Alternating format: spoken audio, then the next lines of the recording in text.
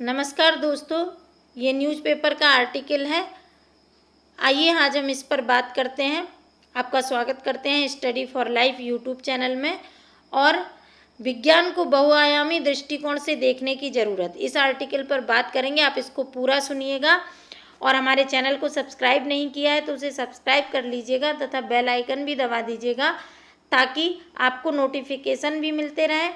और ये जो छोटे छोटे वीडियो मैंने आर्टिकल पर बनाने शुरू किए हैं, इन्हें आप ज़रूर देखिएगा। ये आपके मेंस में बहुत लाभ देंगे। विज्ञान को बहुआयामी दृष्टिकोण से देखने की ज़रूरत। उद्योगपति और समाजसेवी अजीम प्रेमजी ने हाल ही में एक मंच से महामारी से लड़ाई के लिए अच्छे विज्ञान और सच्चाई को आवश्यक बताया है। वर्तमान समय में अच्छे या उन्नत विज्ञान के लिए किए जाने वाला यह आह्वान केवल अंधविश्वास और रूढ़िवाद को ही नहीं बल्कि विज्ञान की एक संकीर्ण एक आयामी परिभाषा को भी चुनौती देता है।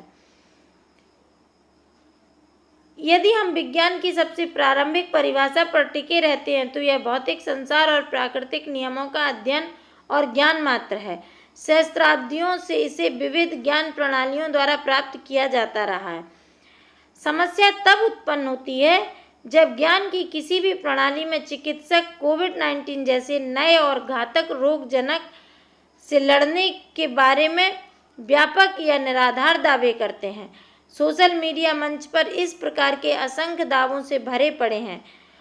हम यानी आम जनता कैसे तय करें कि इनमें कौन सी प्रणाली सही है या गलत? हम कैसे समझें कि किस प्रणाली को आधुनिक विज्ञान स्वीकार करता है और किसे नहीं? अंधविश्वास, झूठ और अज्ञानता के दलदल में से अच्छे विज्ञान को निकालने के लिए हम कितने खुले विचार रखते हैं? ये वस्तुतः हमेशा से ही जीवन मृत्यु से जुड़े प्रश्न रहे हैं जो इस महामारी के आने से बहुत पहले ही पूछे जाने थे।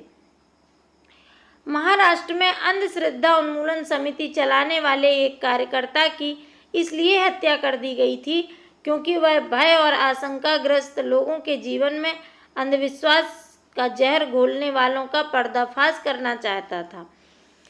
हिंदुत्व का ढोल बजाने वाले बहुत से जन सामान्य के बीच आज की स्थिति बदली नहीं है।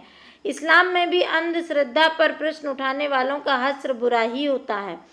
इस प्रकार के मामलों में पश्चिम और पश्चिमी विज्ञान ही दुश्मन होता है।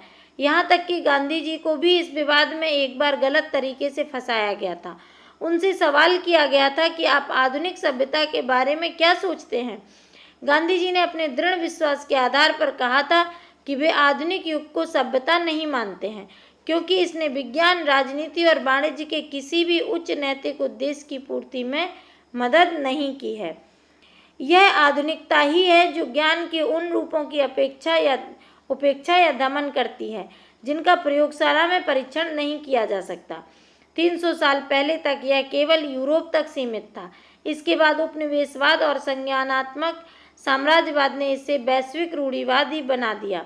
इस रूढ़िवादिता के तहत गंगा में निश्चित तिथि और समय पर डुबकी लगाने वाले साधुओं को आदिम अतीत के अवशेष के रूप में देखा जाता है। आधुनिक ज्ञान के प्रति उत्सुक ऐसे लोगों को जो खगोलीय गणनाओं के आधार पर कुंभ के मेलों में भी रुचि लेते हैं, उन्हें किनारे पर कर दिया जाता है। उन्हें नए जमाने के हिप्पी से ज़्यादा और कुछ नहीं समझा जाता। इसके कारण विभिन्न ज्ञान के स्रोतों और प्रणालियों के बीच खींचातानी चलती रहती है। बहुआयामी तरीके से अच्छे विज्ञान की पहचान करना एक महत्वपूर्ण समकालीन कार्य है। इस कार्य की प्रगति से हमारे समय के बेहतरीन मस्तिष्क लगे हुए हैं। उनका कार्य उस व्यवहारिकता का प्रतीक है जिसके अंतर्गत लाखों हिंदू मंदिर जाकर देवता की परिक्रमा करते हैं। आशा है आपको ये आर्टिकल पसंद आ रहे होंगे, आपकी करंट में हेल्प करेंगे मेंस लिखने में, और ये आपकी भूमिका और कंक्लूजन को लिखने की भाषा में भी सुधार लाएंगे। धन्यवाद।